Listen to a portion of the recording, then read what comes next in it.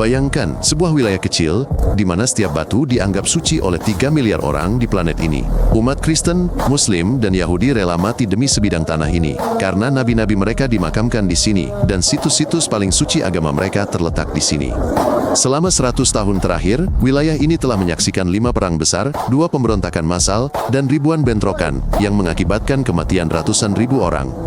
Hingga kini masih belum ada solusi damai, dan situasinya hanya semakin memburuk dan menjadi lebih kompleks setiap tahunnya. Seluruh konflik sebenarnya berpusat pada satu kota, di mana begitu banyak situs suci terkonsentrasi dalam 1 kilometer persegi sehingga sulit dipercaya. Bagi orang Yahudi, tembok barat adalah sisa terakhir dari kuil kuno mereka. Bagi umat Muslim, Masjid Al-Aqsa adalah tempat Nabi naik ke surga. Bagi umat Kristen, gereja makam suci adalah tempat Kristus dieksekusi dan dimakamkan. Setiap agama mengklaim Yerusalem sebagai ibu kota abadi mereka. Pertanyaan tentang siapa pemilik kota ini begitu sensitif, sehingga ketika Amerika mengakuinya sebagai ibu kota Israel, kerusuhan meletus di seluruh dunia. Selama 400 tahun, tanah ini merupakan bagian dari Kekaisaran Ottoman, dihuni oleh orang Arab Muslim dan Kristen, dengan orang Yahudi kurang dari 10%. Setelah Perang Dunia I, Kekaisaran Ottoman runtuh, Inggris menguasai wilayah tersebut dan segera menjanjikannya kepada orang Yahudi dan Arab. Pada tahun 1947, PBB memutuskan untuk membagi tanah tersebut menjadi negara Yahudi dan Arab, dan menjadikan Yerusalem sebagai kota internasional. Orang Yahudi setuju dan segera menyatakan kemerdekaan, sementara orang Arab menolak mentah-mentah, tidak mengerti mengapa mereka harus menyerahkan separuh tanah mereka. Sehari setelah Israel mendeklarasikan kemerdekaan, 5 tentara Arab menyerbu wilayah tersebut untuk menghancurkan negara baru itu. Perang berlangsung selama setahun dan berakhir dengan kekalahan total pihak Arab. Israel merebut 78% wilayah tersebut, bukan 56% seperti yang direncanakan oleh PBB. 700.000 warga Palestina mengungsi atau diusir dari rumah mereka, ratusan desa diratakan dengan tanah, atau dihuni kembali oleh orang Yahudi. Warga Palestina menyebut peristiwa ini Nakba, yang berarti bencana, karena dalam 1 tahun mereka kehilangan tanah air dan rumah mereka, serta menjadi bangsa pengungsi. Pada Juni tahun 1967, Israel mengalahkan 3 pasukan Arab dalam 6 hari, dan merebut wilayah 3 kali lipat dari wilayahnya sendiri. Semenanjung Sinai, dataran tinggi Golan, jalur Gaza, tepi barat, dan Yerusalem Timur, beserta semua situs sucinya, berada di bawah kendali Israel. Seluruh wilayah Palestina bersejarah, kini berada di tangan Israel, meninggalkan Palestina tanpa apapun selain status pengungsi dan status penduduk yang diduduki. PBB menuntut penarikan pasukan dari wilayah yang direbut, tetapi hampir 60 tahun berlalu, dan Israel masih belum pergi. Saat ini terdapat lebih dari 5 juta pengungsi Palestina, banyak di antaranya adalah keluarga yang generasi keempatnya lahir di kamp-kamp pengungsi. Di Yordania, Lebanon, Suriah, dan wilayah Palestina, mereka hidup dalam kondisi sempit tanpa perumahan yang layak, tanpa pekerjaan, dan sepenuhnya bergantung pada bantuan internasional.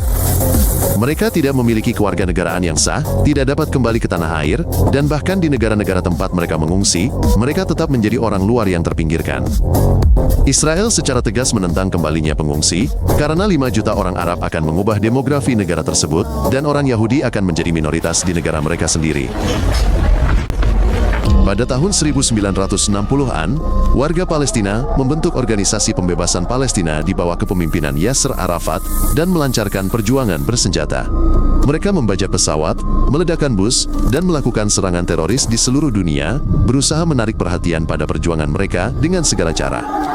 Pada Desember tahun 1987, Intifada pertama dimulai, dengan ribuan orang turun ke jalan membawa batu melawan tentara bersenjata.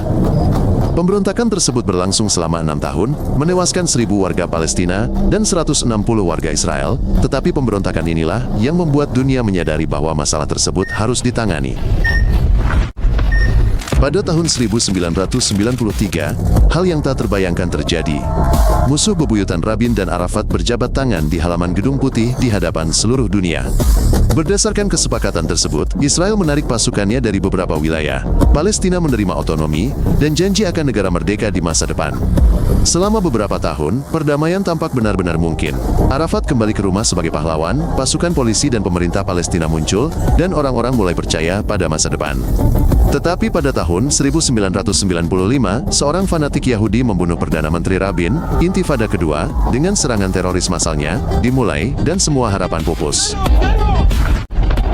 Setelah serangkaian serangan teroris, Israel membangun tembok beton setinggi 8 meter yang memisahkan wilayah Palestina menjadi beberapa bagian terisolasi. Tembok sepanjang 700 km itu tidak membentang di sepanjang perbatasan, melainkan jauh di dalam wilayah Palestina, memutus akses penduduk ke ladang, pekerjaan, dan kerabat mereka. Pada saat yang sama, Israel membangun permukiman di wilayah pendudukan. Hampir 700.000 warga Israel kini tinggal di sana di permukiman khusus dengan kolam renang dan taman. Permukiman ini melanggar hukum internasional, tetapi rumah-rumah baru muncul setiap tahun, membagi wilayah tersebut, sehingga pembentukan negara Palestina yang bersatu menjadi mustahil.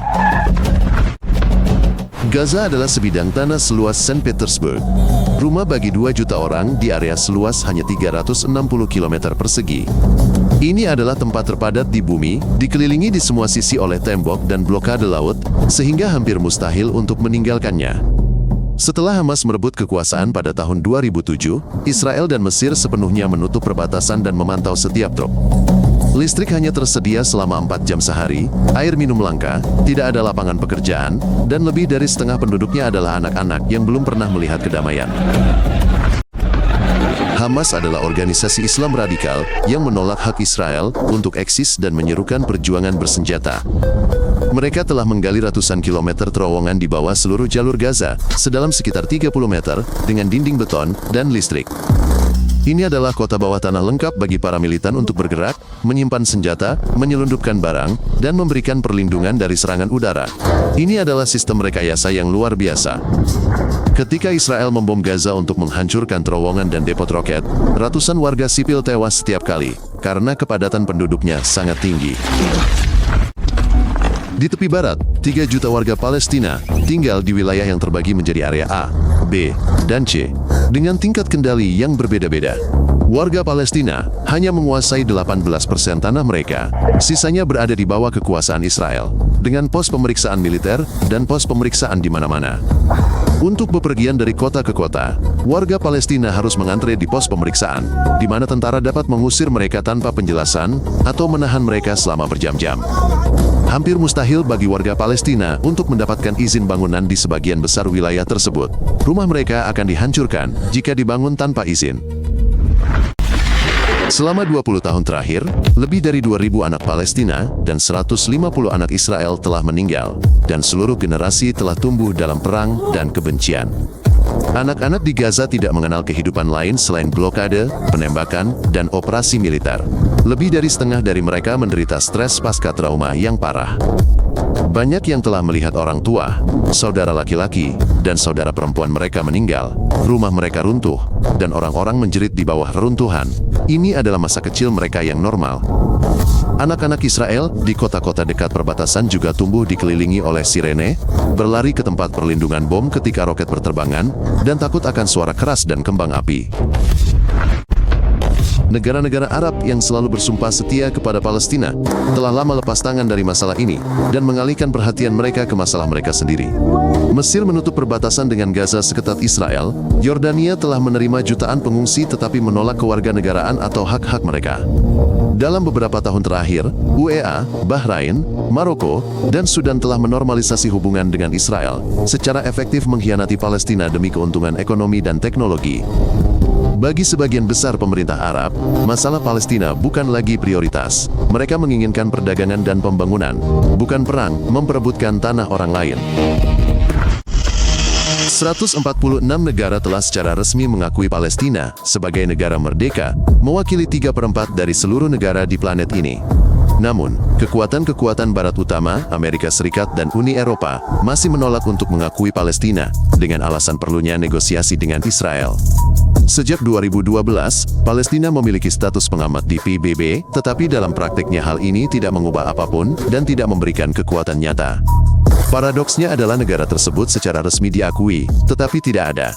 Wilayahnya terfragmentasi, perbatasannya tidak jelas, dan kedaulatannya tidak ada. Selama 75 tahun terakhir, puluhan rencana perdamaian telah diajukan. 2 negara, 1 negara, sebuah konfederasi, tetapi tidak satu pun yang berhasil. Solusi dua negara masih menjadi posisi resmi PBB, tetapi permukiman Israel telah memecah belah wilayah sedemikian rupa, sehingga praktis tidak mungkin untuk diimplementasikan. Setiap tahun, pihak-pihak yang bertikai semakin menjauh dari kompromi, generasi muda lebih radikal daripada orang tua mereka, dan anak-anak yang dibesarkan dalam kebencian, tidak percaya pada perdamaian. Satu-satunya kepastian adalah bahwa konflik akan berlanjut, orang akan mati, dan generasi baru anak-anak akan tumbuh membenci tetangga mereka di seberang tembok, dan bermimpi tentang balas dendam. Jika Anda merasa ini menarik, berlanggananlah agar Anda tidak ketinggalan episode baru. Kami menyajikannya secara singkat dan langsung ke intinya.